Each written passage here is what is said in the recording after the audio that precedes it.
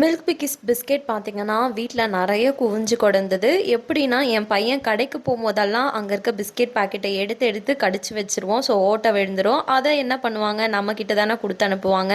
So வீட்ல பசங்க பிஸ்கெட்டுமே சாப்பிட மாட்டாங்க.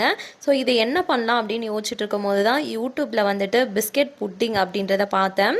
சரி உடனே செஞ்சு பார்க்கலாம் அப்படின்னு சொல்லி ஸ்டார்ட் பண்ணிட்டேன். ஸோ அவங்க கேரமலைஸ் பண்ணுறதுக்காக சுகரை யூஸ் பண்ணியிருந்தாங்க. நானுமே சுகரை யூஸ் பண்ணி கேரமலைஸ் பண்ண பார்த்தேன். பட் ஆனால் அவங்க கொடுத்துருக்க அந்த கன்சிஸ்டன்சிக்கு எனக்கு வரவும் இல்லை, கலருமே வரல.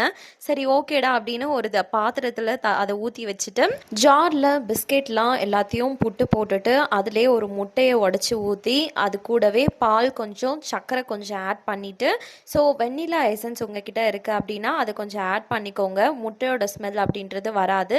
ஸோ மிக்சியில் நல்லா அரைச்சி எடுத்துட்டேன். அது வந்து ஒரு லிக்விட் ஃபார்முக்கு வந்துருச்சு. அதை எடுத்து சர்க்கரையை வந்து பாவு மாதிரி செஞ்சு வச்சுருப்போம்ல, ஸோ அதிலே வந்துட்டு நான் நல்லா வந்து வடிகட்டி ஊற்றிக்கிட்டேன். ஊற்றி வந்து ஒரு கிண்ணம் வச்சு அதில் தண்ணி ஊற்றி நல்லா சூடாகினதுமே அதில் ஒரு குட்டி பாத்திரம் வச்சு அது மேலே வந்து நம்ம செஞ்சதையும் வச்சு மூடி வச்சுட்டேன். ஒரு 1/2 hour மீடியம் ஃப்ளேம்லேயே வந்து வேக விட்டுட்டு இருந்தேன். ஸோ குத்தி பார்த்தா உங்களுக்கு வந்து ஒட்டக்கூடாது, அப்படி இருந்துச்சுன்னா வெந்துருச்சுன்னு அர்த்தம். அதுக்கப்புறமா அதை ஒரு 10 minutes ஆற விட்டுட்டா, ஆற வச்சுட்டு கத்தியை வச்சு அந்த எந்த எட்ஜ்லலாம் கட் பண்ணி விட்டுட்டு அதை இன்னொரு தட்டை வச்சு அதில் அப்படியே வந்து திருப்பி போட்டுட்டேன். ஸோ நான் பார்த்த மாதிரி இந்த புட்டிங் வந்து வரல.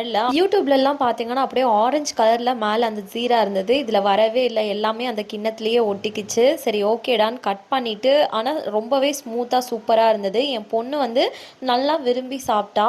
ஸோ ஒன்ஸ் வந்து நீங்களும் உங்கள் வீட்டில் பிஸ்கெட் அதிகமாக இருக்குது அப்படின்னு நினச்சிங்கன்னா ட்ரை பண்ணி பார்க்கலாம். சீம்பால் மாதிரியான டேஸ்ட் கொடுக்குது. நீங்கள் ஆல்ரெடி இந்த மாதிரி செஞ்சுருக்கீங்கன்னா எப்படி இருந்தது அப்படின்னு கமெண்ட் பண்ணிட்டு போங்க. பாய்.